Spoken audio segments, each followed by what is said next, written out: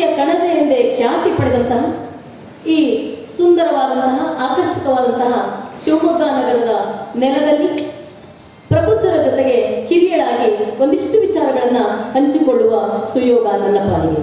ವೇದಿಕೆಯ ಮೇಲೆ ಹಾಗೂ ವೇದಿಕೆಯ ಮುಂಭಾಗದಲ್ಲಿ ಆಸೀನರಾಗಿರುವಂತಹ ಸಾಧಕ ಗಣ್ಯರುಗಳಿಗೆ ಶಿರವಾಗಿ ವಂದಿಸ್ತಾ, ನನ್ನ ಗುರುಗಳು, ಇತಿಹಾಸದ ಲೇಖಕರು, ಇತಿಹಾಸದಲ್ಲಿ ನಿರಂತರವಾಗಿ ಅಧ್ಯಯನ ಮಾಡ್ತಾ ಇರುವಂತಹ ಶ್ರೀ ಪದ್ಮಾಕರ್ ಮಡಗಾಂವ್ಕರ್ ಅವರ ಮಾರ್ಗದರ್ಶನದಲ್ಲಿ ನಾನು ಈ ಒಂದು ಗೋಷ್ಠಿಯಲ್ಲಿ ಭಾಗವಹಿಸುವಂತಹ ಸದಾವಕಾಶವನ್ನು ಹೊಂದಿದ್ದೇನೆ.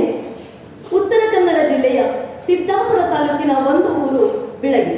500 ವರ್ಷಗಳ ಹಿಂದೆ ವಿಜಯನಗರ ಸಾಮ್ರಾಜ್ಯದಲ್ಲಿ ಒಂದು ಸಂಸ್ಥಾನದ ರಾಜಧಾನಿಯಾಗಿ ಮೆರೆದ ಇತಿಹಾಸ ಈ ಬಿಳಗಿಗೆ ಇದೆ. ಒಂದು ರಾಜ್ಯದ ರಾಜಧಾನಿಯಾಗಲು ವರದಾನವು ಎಂಬಂತೆ ನೈಸರ್ಗಿಕ ರಕ್ಷಣೆ ಹೊಂದಿದಂತಹ, ಒಂದೆಡೆ 3 ಬದಿಯಲ್ಲಿ ಹರಿಯುವಂತಹ ನದಿ, ನಂತರದ 250 ವರ್ಷಗಳ ಕಾಲ ವೀರಶೈವರು ರಾಜ್ಯಭಾರ ನಡೆಸಿರುತ್ತಾರೆ. ಕೌಶಿಕ ಗೋತ್ರದವರಾಗಿದ್ದ ಬಿಳಗಿಯ ರಾಜರು ಶೌರ್ಯ, ಸಾಹಸ, ಚಾತುರ್ಯಗಳಿಂದ ರಾಜ್ಯ ಆಳಿರುತ್ತಾರೆ. ಅಲ್ಲದೆ ವಿಜಯನಗರದ ರಾಜರು ದುರ್ಬಲರಾದ ಮೇಲೆ ಅವರ ಸಂಬಂಧ ಕಳೆದುಕೊಂಡು ಸ್ವತಂತ್ರ ರಾಜರಾಗಲು ಪ್ರಯತ್ನಿಸಿದರು.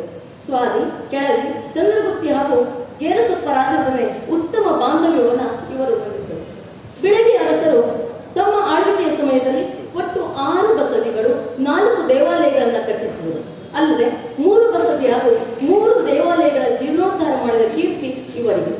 ನಿತ್ಯ ಪೂಜೆ, ವಿಶೇಷ ಉತ್ಸವ ನಡೆಸುವಂತೆ ದಾನಪತ್ರ ಕೂಡ ಮಾಡಿಸಿದ್ದ ಹೆಗ್ಗಳಿಕೆ ಇವರದು. ರಾಜವಂಶಜ 10ನೇ ಅರಸ ಇಮ್ಮಡಿ ಗಂಟೇಂದ್ರ ಭೂಕಂಪ ನಿರಾಶ್ರಿತರಿಗೆ ಭಟ್ಟಕಳ ಪಟ್ಟಣವನ್ನ, ರಾಜವಂಶಸ್ಥ 10ನೇ ದೊರೆ ಇಮ್ಮಡಿ ಗಂಟೇಂದ್ರ ಯಾತ್ರಾರ್ಥಿಗಳ ಅನುಕೂಲಕ್ಕಾಗಿ ಸಿದ್ದಾಪುರ ಎಂಬ ಧರ್ಮಛತ್ರವನ್ನ ಕಟ್ಟಿಸಿದನು ಎನ್ನುವಂತಹ ಉಲ್ಲೇಖ ಇದೆ. ರಾಜವಂಶದ 15ನೆಯ ದೊರೆ ಬಸವೇಂದ್ರ ಕನ್ನಡ ನಾಡ ದೇವತೆ ಭುವನೇಶ್ವರಿ ದೇವಿಗೆ ಸ್ವತಂತ್ರ ಶಿಲಾಮಯ ದೇವಾಲಯ ಕಟ್ಟಿಸಿತ್ತು. ನಮ್ಮೆಲ್ಲರಿಗೂ ಗೊತ್ತೇ ಇರುವಂತಹ ಸಂಗತಿ. ಅದು ಭುವನಗಿರಿಯ ಏಕೈಕ ಕನ್ನಡ ಮಾತೆಯ ದೇವಾಲಯ ಭುವನೇಶ್ವರಿ ದೇವಾಲಯ.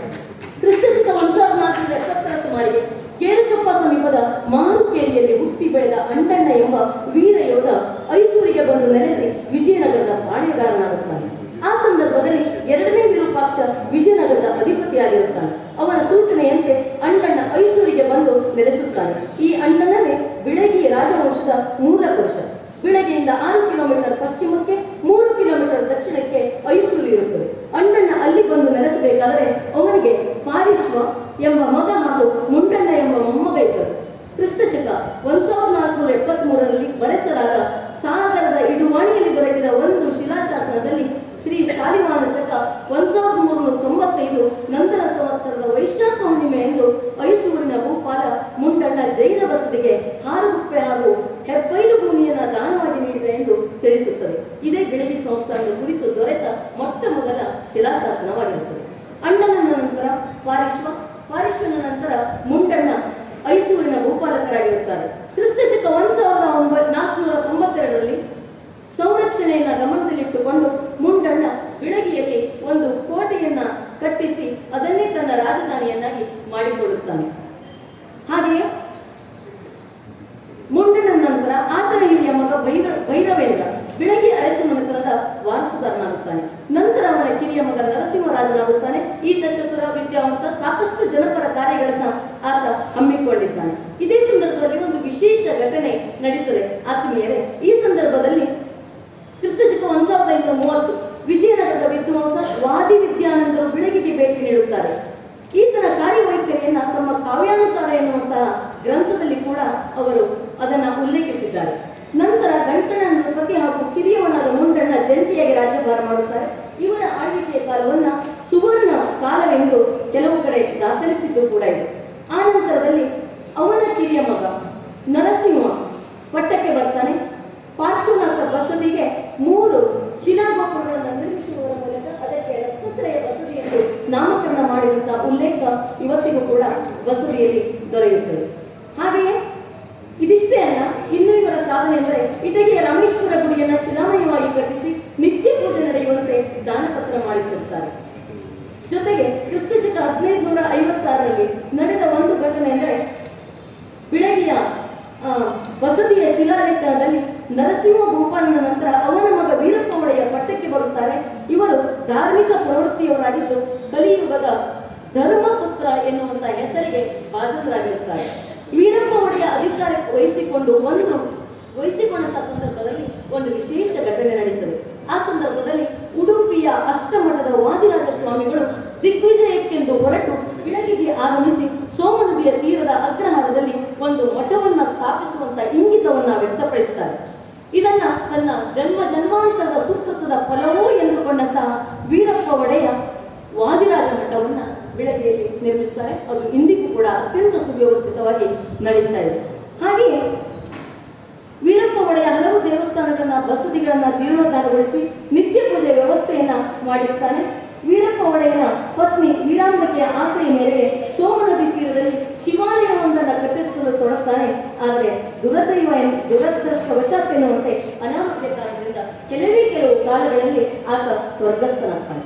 ವೀರಪ್ಪ ಒಡೆಯದ ನಂತರ ಅವನ ಮಗ ರಂಗರಾಜ ಕ್ರಿಸ್ತಶಕ 1570ರಲ್ಲಿ ಅಧಿಕಾರ ವಹಿಸಿಕೊಂಡ. ಮುಂದಿನ 2 ವರ್ಷಗಳಲ್ಲಿ ಶಿವಾಲಯದ ಗರ್ಭಗುಡಿ, ರಂಗಮಂಟಪ, ಚಂದ್ರಶಾಲೆ ಕಟ್ಟಿಸಿ ದೇವಾಲಯಕ್ಕೆ ವಿರೂಪಾಕ್ಷ ಮಹಾದೇವ ಎಂದು ನಾಮಕರಣ ಮಾಡ್ತಾನೆ. ಇದು ಕ್ರಿಸ್ತಶಕ 1570ರಲ್ಲಿ ನಡೀತದೆ. ಇಂದಿಗೂ ಕೂಡ ವಿರೂಪಾಕ್ಷ ದೇವಾಲಯ ನೋಡಲಿಕ್ಕೆ ಸಾಕಷ್ಟು ಜನ ಬರ್ತಾ ಇದ್ದಾರೆ ಅನ್ನುವಂಥದ್ದು ಹೆಮ್ಮೆಯ ಸಂಗತಿ. ಹಾಗೆಯೇ ರಂಗರಾಜ ಒಡೆಯರು ಆಳ್ವಿಕೆಗೆ ಬರ್ತಾರೆ. ಅವರ ನಂತರ ಮಗ ಇಮ್ಮಡಿ ಗಂಟೆಯಿಂದ ಅಧಿಕಾರಕ್ಕೆ ಬರುತ್ತಾನೆ. ಈತ ತಂದೆಗಿಂತ ಪರಾಕ್ರಮಿಯೂ ಧರ್ಮಿಷ್ಠನೂ ಆಗಿದ್ದ. ಈತನಷ್ಟು ಸಮರ್ಥ ಸತ್ವಶಾಲಿ ಪ್ರಸಿದ್ಧಿ ಪಡೆದಂತಹ ರಾಜರು ಬಿಳಗಿ ಇತಿಹಾಸದಲ್ಲೇ ಬೇರೊಬ್ಬರು ಕಾಣಸಿಗಲಿಕ್ಕೆ ಇಲ್ಲ. ವಿಜಯನಗರ ಕ್ಷೇತ್ರದಲ್ಲಿ ಆದಿಲಶಾಹಿಗಳು ನೀಡುತ್ತಿದ್ದ ಉಪಟಳ ಕೊನೆಗೊಳಿಸಿದ ಕೀರ್ತಿ ಇವನಿಗೆ. ಕೆಳದಿಯ ವೆಂಕಟಪ್ಪ ನಾಯಕನ ರಕ್ಷಣೆಗೆ ಸದಾ ಬದ್ಧನಾಗಿರುತ್ತಿದ್ದ ಇಮ್ಮಡಿ ಗಂಟೆಯಿಂದ ಪಟ್ಟವೇರಿದ ಮರುವರ್ಷ ಆತನ ಜನ್ಮಸ್ಥಳವಾದ ಮಾರುಕೇರಿಯಲ್ಲಿ ಒಂದು ದೊಡ್ಡ ಅನಾಹುತವೇ ನಡೆದು ಹೋಗ್ತದೆ. ಅದು ಎಂತಹ ಅನಾಹುತ ಅಂದ್ರೆ ರಾತ್ರಿ ಪೂಜೆ ನಡೆಯುತ್ತಿರುವಂತಹ ಸಂದರ್ಭದಲ್ಲಿ ಆ ಒಂದು ಪ್ರದೇಶದಲ್ಲಿ ಮೊನ್ನೆ ಭೂಕಂಪ ಸಂಭವಿಸಿದೆ. ಶಿವಾಲಯದ ಸಮೀಪ ಭೂಕುಸಿತವಾಗಿ ದೇವಾಲಯ ಹಾಗೂ ಅಲ್ಲಿರುವಂತಹ ಭಕ್ತರು ಅರ್ಚಕರೆಲ್ಲ ಮಣ್ಣಿನಲ್ಲಿ ಹೂತು ಹೋಗುತ್ತಾರೆ. ಸಮೀಪದ ಮನೆಗಳು, ಊರು ಕೇರಿ ಎಲ್ಲವೂ ಕುಸಿದು ಬೀಳುತ್ತವೆ. ರಾಜಗುರು ಶ್ರೀ ಮಂಡಲಾಚಾರ್ಯರ ಅವಸಾನ, ವಂಶದ ಮೂಲಸ್ಥಾನದ ಅವಘಡ ಇಮ್ಮಡಿ ಗಂಟೆಯೊಂದರ ಮೇಲೆ ತೀವ್ರ ಪರಿಣಾಮವಾಗಿ ಮನಸ್ಸೆಲ್ಲ ಜರ್ಜರಿತವಾಗುತ್ತದೆ. ಆ ಸಂದರ್ಭದಲ್ಲಿ ರಾಜಗುರು ಭಟ್ಟ ಕಳಂಕರಲ್ಲಿ ಸೂಕ್ತ ಕಾಣಿಕೆಯನ್ನು ಅರ್ಪಿಸಿ ಇದಕ್ಕೆ ಕಾರಣ ಹಾಗೂ ಪರಿಹಾರವನ್ನು ವಿಜ್ಞಾಪಿಸಿಕೊಳ್ತಾನೆ. ಧರ್ಮದ ಆಚರಣೆಯಲ್ಲಿ ರಾಜವಂಶ ಮಾಡಿದ ದೋಷ, ಯುದ್ಧ ಕಾಲದಲ್ಲಿ ಉಂಟಾದ ಜೀವವಧೆ ಪ್ರಮುಖ ಕಾರಣವಾಗಿದ್ದು, ಇದರ ಪರಿಹಾರಾರ್ಥವಾಗಿ ನಿರಾಶ್ರಿತರಿಗೆ ಪುನರ್ವಸತಿ, ಹಿರಿಯರು ಕಟ್ಟಿಸಿದ ದೇವಾಲಯಗಳ ಜೀರ್ಣೋದ್ಧಾರ ಎನ್ನುವಂಥ ಸೂಚನೆ ಭಟ್ಟ ಕಳಂಕರಿಂದ ಬರ್ತದೆ.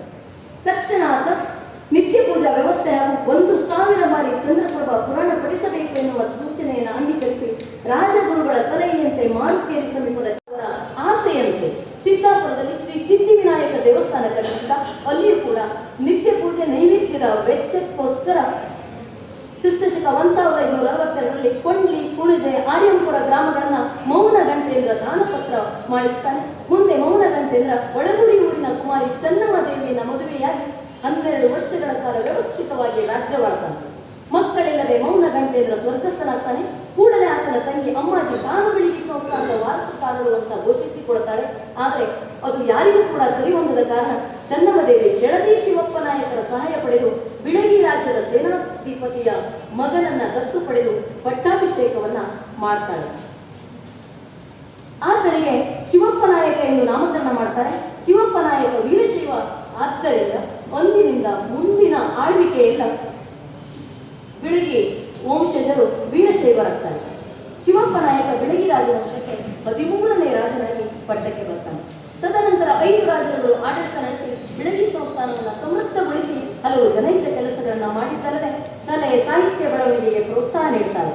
ಸಂಸ್ಥಾನಕ್ಕೆ 19ನೇ ರಾಜನಾಗಿ ಅಧಿಕಾರ ಪಡೆದ ಬಸವೇನನ್ನು ಕನ್ನಡಾಭಿಮಾನಿಯಾಗಿದ್ದ, ಭಟ್ಟಕಳಂಕ ಗುರು ಪರಂಪರೆಯ ಆರಾಧಕನೂ ಆಗಿದ್ದ, ಅಣ್ಣಂದಿರಿಬ್ಬರ ಸಲಹೆ ಪಡೆದ ಬಸವೇಂದ್ರನು ಬಿಳಗಿಯಿಂದ ಪೂರ್ವಕ್ಕೆ 3 ಮೈಲಿಗೂ ದೂರದ ಎತ್ತರದ ಗಿರಿಯ ಮೇಲೆ ಕನ್ನಡ ಮಾತೆ ಭುವನೇಶ್ವರಿ ದೇವಿಗೆ ಸ್ವತಂತ್ರವಾದ ಶಿಲಾಮಯ ದೇವಸ್ಥಾನ ಕಟ್ಟಿಸಿ ಕ್ರಿಸ್ತಶಕ 1614 ಅಂಗಿರಸ ಸಂವತ್ಸರದ ಶ್ರಾವಣ ಮಾಸ ಸಪ್ತಮಿ ಮಂಗಳವಾರದಂದು ಗೋಪುರಕ್ಕೆ ಕಳಶವನ್ನು ಇತ್ತ ಎನ್ನುವಂತಹ ಉಲ್ಲೇಖ ಸಿಗ್ತದೆ.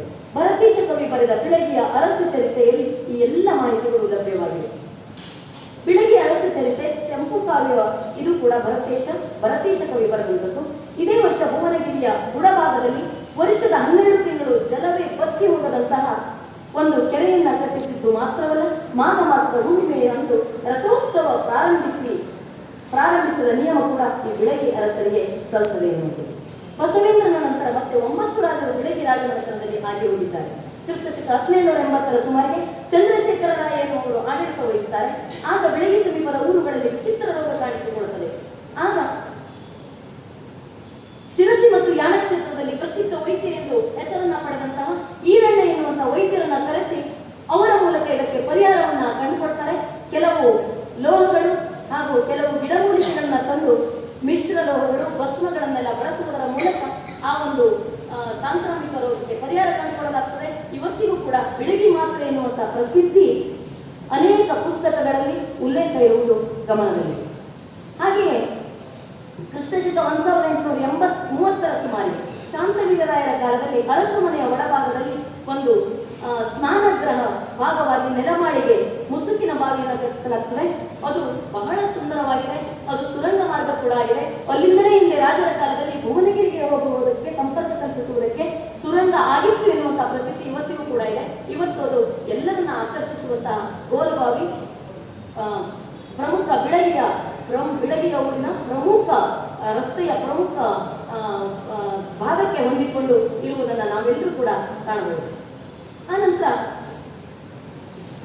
ಆತನ ನಂತರ ಶಾಂತವೀರರಾಯ, ಅವರ ನಂತರ ಬರುವಂತವರು ಅವರ ದತ್ತು ಮಗ ಸೋಮಶೇಖರರಾಯ, ಆನಂತರ ಅವರ ಮಗ ಲಿಂಗರಾಜ. ಶಾಂತಿವೀರರಾಜ ಬಿಳಗಿ ಮಾರಿಕಮ್ಮ ದೇವಿಗೆ ಬಂಗಾರದ ಒಡವೆ, ಭುವನಗಿರಿ ಭುವನೇಶ್ವರಿಗೆ ಬೆಳ್ಳಿಯ ಪ್ರಭಾವಳಿ ಹಾಗೂ ಇಟಗಿಯ ರಾಮೇಶ್ವರ ದೇವರಿಗೆ ಬೆಳ್ಳಿಯ ಪೂಜಾ ಪಾತ್ರಗಳನ್ನು ಮಾಡಿಸಿಕೊಟ್ಟ ಎನ್ನುವಂತಹ ಪ್ರತೀತಿ ಕೂಡ ನಮಗೆ ಇತಿಹಾಸದಲ್ಲಿ ಕಂಡುಬರುತ್ತದೆ. ಬಿಳಗಿ ಸಂಸ್ಥಾನದ 28ನೇ ಅಥವಾ ಕೊನೆಯ ರಾಜ ಚಂದ್ರಶೇಖರ ರಾಯರು ಹಾಗೂ ರಾಣಿ ಚೆನ್ನಮ್ಮಾಜಿಯ ವಿವಾಹ ಕ್ರಿಸ್ತಶಕ 1880ರಲ್ಲಿ ಜರುಗಿ